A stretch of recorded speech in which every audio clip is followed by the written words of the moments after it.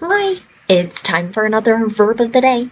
Today's verb is indicate, and this verb was suggested by the viewer Abdi. Abdi, thank you so much for the suggestion. Now, let's spend a little time looking at some of the definitions or the ways that we can use the verb indicate. The first way you might encounter this verb can mean to point out or show. I recently used this verb as I was helping someone prepare for a test that included a lot of charts and diagrams, and we were talking about how sometimes the key can indicate or point out or show different information. A second way you might encounter the verb indicate can mean to strongly imply or be a sign or symptom of something. You may encounter this verb in medical settings. So, a particular set of symptoms may indicate a particular disease or condition. That's what the second definition is pointing out, but it's not only limited in medical settings, it can be used in other ways as well.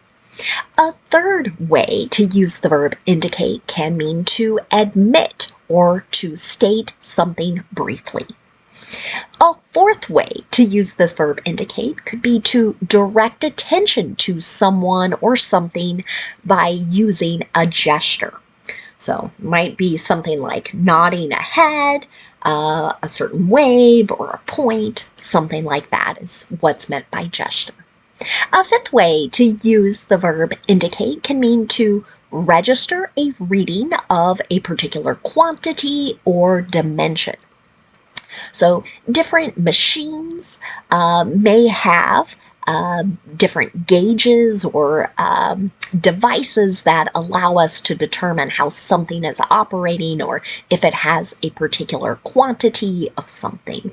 And we'll see some examples of that a little bit later in this video.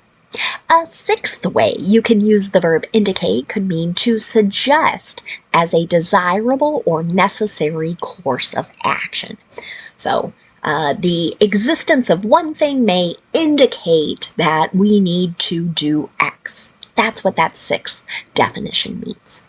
For now, you should know that indicate is a regular verb. If you want to make the progressive form of this verb, you're going to drop the E on the end because we have a verb that ends in the pattern vowel consonant E. After we drop the E, we can add ing, and that's going to form indicating.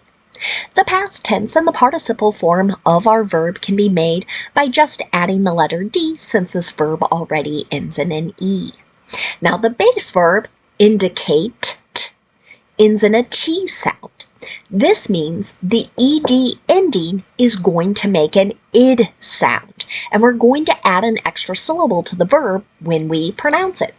The past tense and the participle form of the verb should sound like this: indicated, indicated. Okay. Now, you might be relieved to know we have no additional phrasal verbs that we need to study, so we can move on to a little verb tense practice. Today, we're going to make sentences in the simple past and the simple future.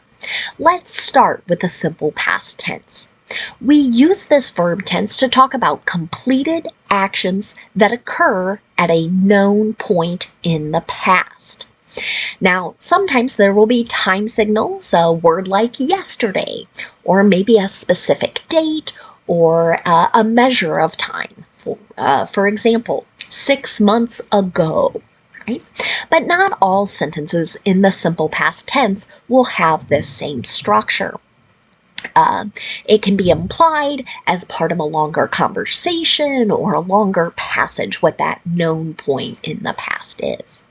The nice thing about making sentences in the simple past tense is that your structure is going to stay the same no matter what your subject is. So in the affirmative, we're going to start with our subject and then we're going to use that ed form of the verb. Here is an example sentence. The witness indicated the perpetrator was the defendant by nervously pointing her finger and looking away. Okay, so here we're talking about that definition of making a gesture to point someone out. And here it sounds like we're accounting for something that occurred during a criminal trial. Maybe you've seen this dramatized in different movies. Sometimes there's the very confident point, and this seems like someone who's a little scared or nervous, kind of pointing and not wanting to make eye contact with the person who allegedly committed a crime. Now let's look at making a sentence in the negative. To do this in the simple past tense, again, we start with our subject, we use did not, and then the base verb. Notice I'm not using the ed form of the verb here. Here's another example. The sheriff's office didn't indicate if the passenger was injured in the crash. Here, this is like didn't state, didn't tell. Now, let's make a yes or no question in the simple past tense.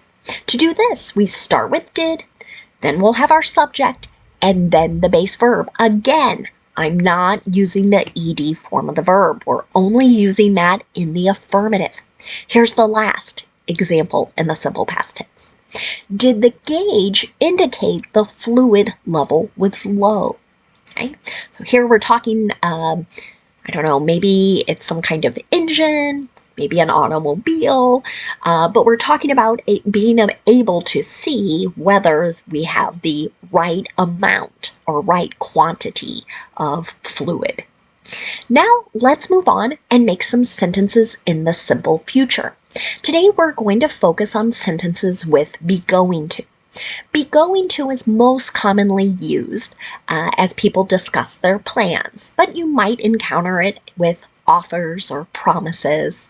However, when we make sentences in the simple future with be going to, we are going to have to pay attention to our subject. And that's because we'll be using a present form of be in our sentences. And we have 3 forms of the be verb in the present. So this means in the affirmative, if your subject is I, you're going to use am going to, and then the base verb. No special endings, no suffixes on the verb. But if your subject is you, we, or they, we'll use are, A-R-E, going to, and then the base verb. Finally, if your subject is he, she, or it, we'll use is going to, and then the base verb. Let's take a look at an example. The dotted lines are going to indicate where the new additions will be. So here maybe someone's making some plans, some kind of drawing, and they're indicating or telling someone what the lines will mean. Now let's look at making a negative simple future sentence. To do this, again, we start with our subject, then we use the form of be that matches, followed by not, then going to, and the base verb. Here's another example. Just calling it Memorial Park isn't going to indicate that it's for veterans. So this sentence I borrowed from a news article where there was some controversy in a city about what to name a new public park. And the park was intended to honor veterans, and someone thought that should be in the name, and they were explaining kind of their reasoning. Finally, let's look at making a yes or no question in the simple future. To do this, we start with our form of be. Whatever form matches our subject, that subject comes next. Then we'll use going to and then the base verb. Here's our last example. Is the health of the mother and father going to indicate the health of their offspring? Here, someone is asking a question, asking for more information. I saw a question very similar posted more in regards to pets versus human beings, but still a good question to say if it's going to tell us something about it. Now, let's move on and talk about some words that are related to our verb indicate. The first word we're going to discuss is the noun form of this word. We have a spelling change, and our pronunciation, of course, is also going to be different here. The noun form we'll discuss first is indication. Just like our verb, this noun can have a number of different meanings. We're going to talk about 3 of them. The first way you might use this noun is to discuss or describe some type of sign or maybe a piece of information that indicates or tells something. So an example of this might be, the summit ended with no indication of progress. Here, again, no information, no clues that steps are being made towards. I had the U.S.-Russia summit in mind with this sentence. So a peaceful resolution, a fair resolution for the people of Ukraine.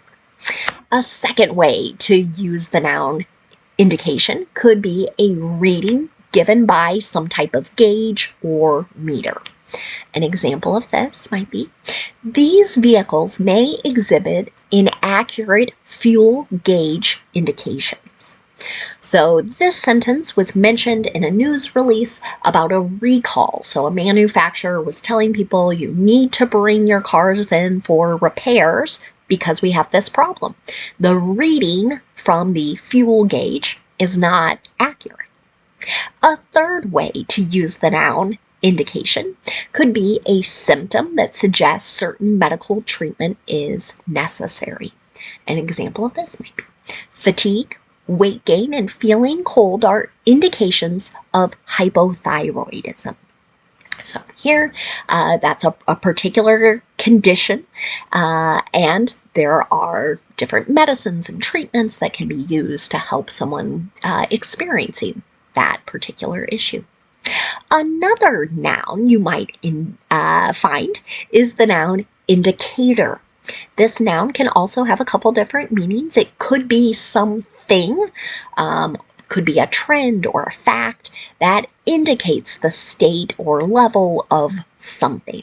Sometimes we will see this word used a lot in economic reports. So strong hiring might be an indicator that our economy is growing and things are looking up, whereas a lot of layoffs or rising unemployment might be an indicator that we're headed towards a recession. But another example of this in a sentence might be, the manufacturer has recalled 60,000 vehicles over airbag indicator light concerns. So here, this might tie a little bit better to our second definition of a gauge or a meter, but it's also, I guess, meeting the first definition here as well. So it's describing kind of that state or level. Is the airbag functional or useful? One more word for us today. It's the adjective indicative. You're going to notice a much different pronunciation there. Indicative. So when someone uses this adjective, they're describing a noun that is serving as a sign or indication of something. An example of this might be, is the athlete's performance indicative of what her professional career may look like? Okay, so this is an adjective I saw lots of reference to in various sports articles. So everyone kind of looking towards the future and trying to make kind of predictions or guesses about maybe the state of a team or its chances of success in the future. And so this sentence is also kind of wondering about that. Does maybe doing well at a collegiate level serve as a sign that this person will be successful professionally as well? Thanks again to Abdi for suggesting today's verb, and I thank you all for watching. I hope you have a great day.